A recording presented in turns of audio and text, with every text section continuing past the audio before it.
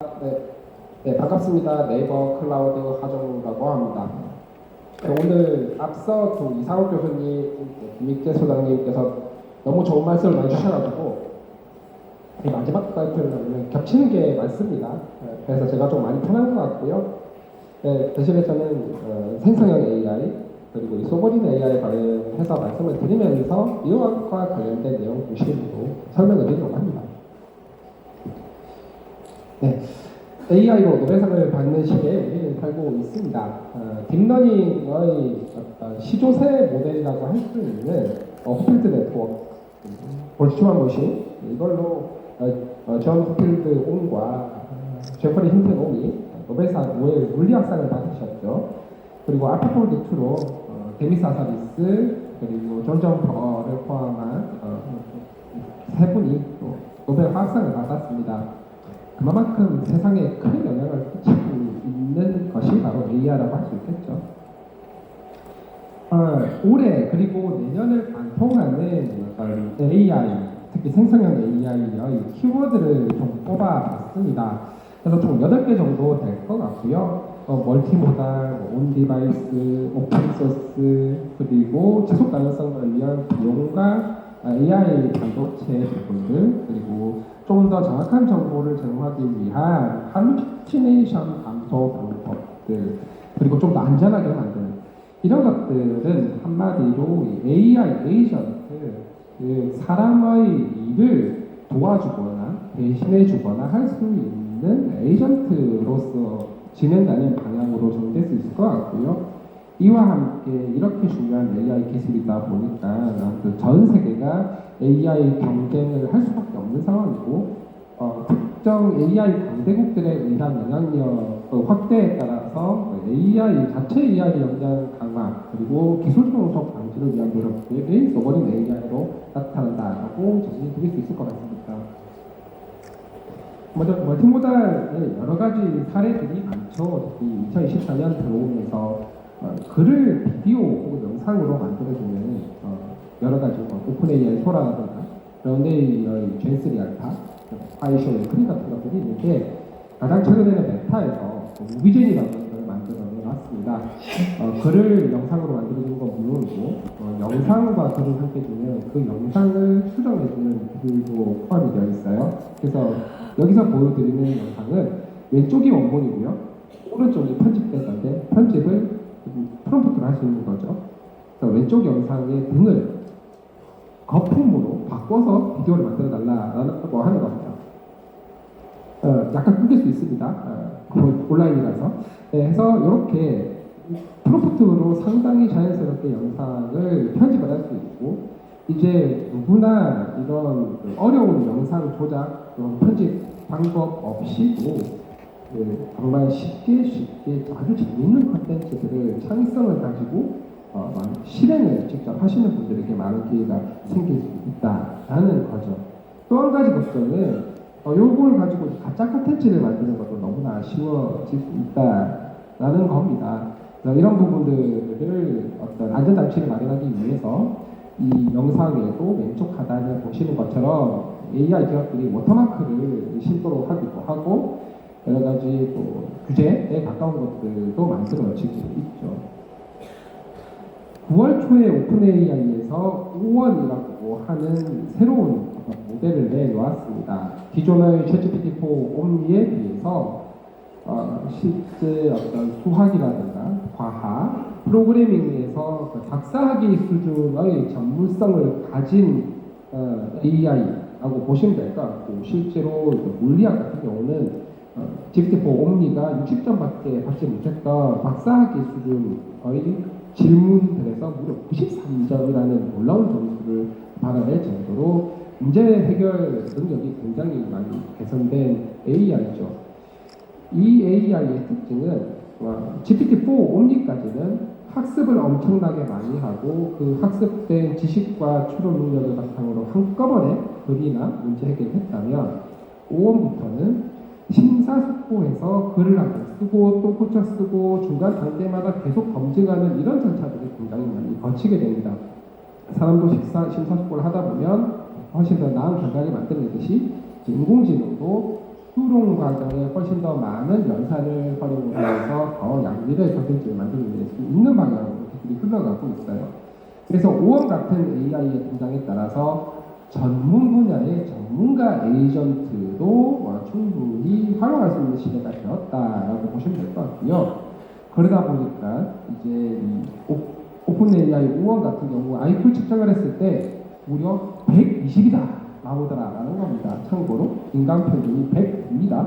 그래서 IQ 기준으로만 보면 사람을 평균 사람보다도 뛰어난 AI가 이미 나와 있는 세상에 우리가 살고 있다는 거죠.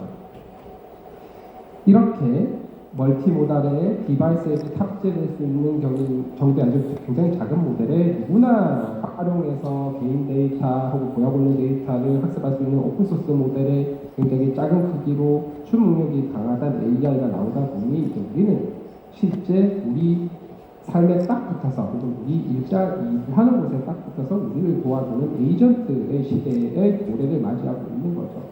그렇게 생성 AI가 필요하면 코드도 짜주고 업무도 대신해주고 검색도 해주고 이런 AI가 우리의 스마트폰, 그다음에 집에 있는 PC나 혹은 다른 가전제품, 자동차에도 들어가고 좀 지나면 반려 로봇도 나올 것 같습니다. 반려 로봇에 들어가서 우리가 상호작용하고 그리고 오피스에 가서 우리의 업무를 도와주는 그런 제휴되게 될 것 같고요. 실제로 B2B 사이트에서 여러 가지 에이전트, 특히 세일즈 포스를 중심으로 하는 업무 에이전트들도 나오기 시작했어요.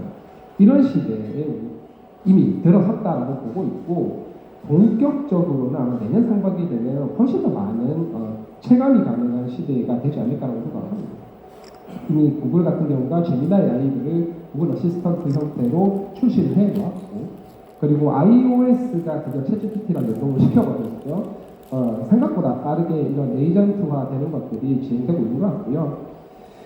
특히 엊그저께 공개된 클로드 3.5 소넷의 컴퓨터 유지 같은 것들이 대표적인 어떤 사람의 모니터에서 커서를 움직이고 실제로 어떤 사람의 액션을 그대로 모사해서 따라가는 그러면서 사람이 하고자 하는 태스크를 대신 수행하는 이런 것들을 볼 때 굉장히 빠르게 에이전트화를 하고 있습니다. 또한 업무 관점에서 보면은 생산성 향상이 가장 두드러지는 부분일 텐데요. 이 생산성 향상의 규모가 적게 잡아도 2조 6천억 달러, 많게 잡으면 4조 4천억 달러 이럴 거라는 얘기를 하고요. 뭐 마케팅 세일즈라든가 고객 관리, 어떤 프로그래밍, 그리고 제품 연구 개발에 굉장히 큰 영향을 미칠 거고 이 네 가지 항목은 사실 모든 산업에 다 영향을 준다라고 분석을 하고 있죠. 특히 이 생산성 향상이 가능한 건 사실 사람들이 일하는 방식이 바뀌게 될 거다라고 얘기를 하는 겁니다.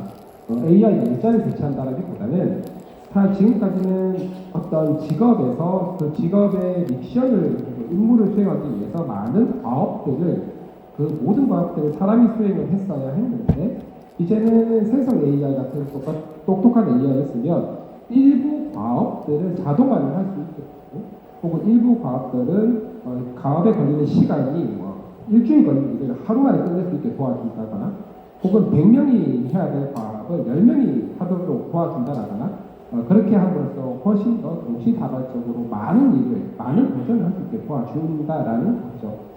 이렇게 일하는 방식이 바뀌어야 되다 보니까 생산성 향상이 충분히 일어날 수 있다라는 거고, 근데 이게 가만히 있어서 되는 건 아니고요. 기업이든 기관이든 그 소속되어 있는 직원들 혹은 어떤 멤버들에 대한 AI를 잘 활용할 수 있고 정확하게 이해하고 그리고 본인들의 업무에 직접 적용해보는 이런 교육이라든가 프로젝트를 돌려서 체험을 하게 돼야 그런 생산성 향상이 일어날 수 있다 이렇게 얘기를 합니다.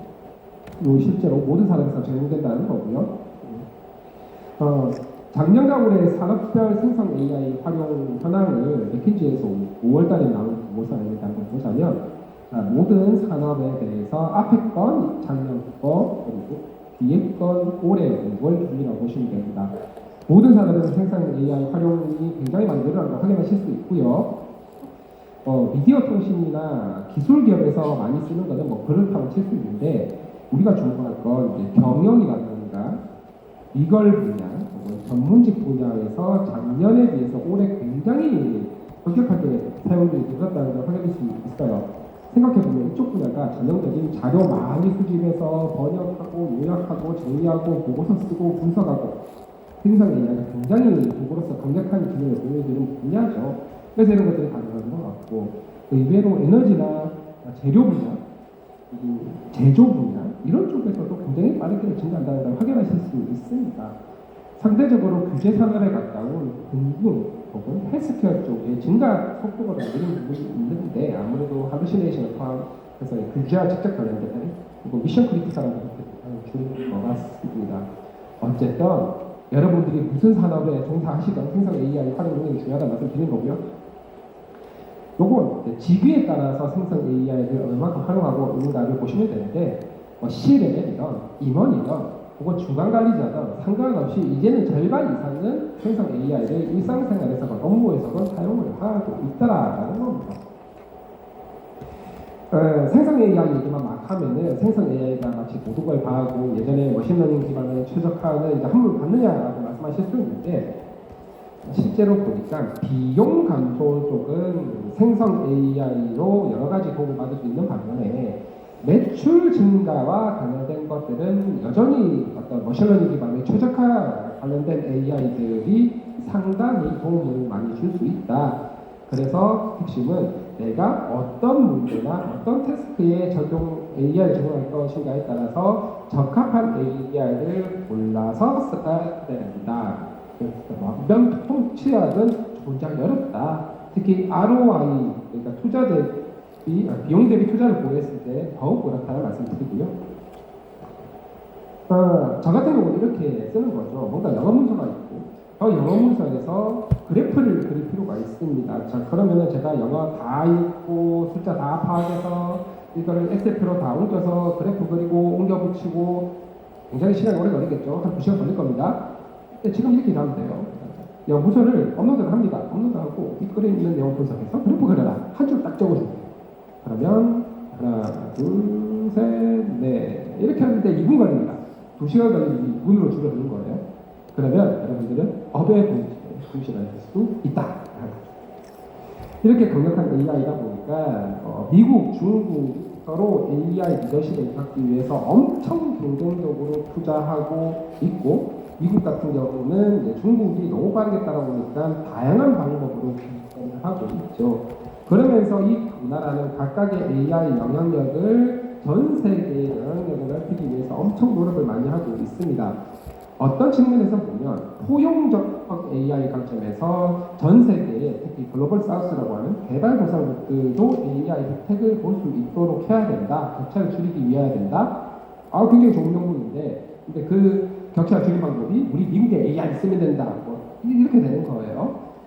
그런데 인공지능이 모든 산업과 모든 일상생활에 영향을 주는 부분들 그리고 AI를 활용할 때마다 데이터가 축적되는 부분들 그리고 그 데이터 축적되는 게 클라우드에 저장이 되고 AI 데이터 센터에 저장된다는 부분을 고려했을 때 단순히 포용적 AI의 실현만으로 볼 거냐라는 고민이 있게 되는 겁니다.